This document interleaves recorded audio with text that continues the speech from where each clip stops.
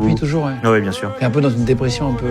C'est ça, après c'est pas dû à la blessure elle-même, c'est dû à tout ce qui est autour, le fait de ne plus être au front, le fait d'être devenu handicapé, le fait de plus pouvoir travailler, d'être chez soi constamment, le fait de passer à l'hôpital toutes les 6 semaines.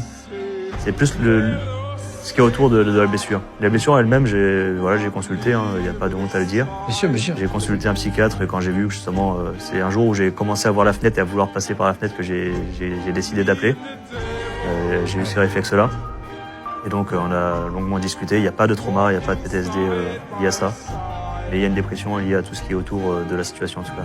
Ah oui, t'as pensé à... Ouais, il y a eu une période où j'étais dans ma chambre, c'était en plus la période où j'avais toutes les machines qui étaient branchées, etc. Donc j'étais très peu mobile, je pouvais pas trop me lever ni rien. Et je voyais la fenêtre et je m'effondrais tous les jours. De toute façon, je faisais que de m'effondrer tout le temps. J'ai appelé la mère de mon pote qui est décédé, Derek, parce qu'elle avait besoin d'avoir des réponses aussi à ces questions.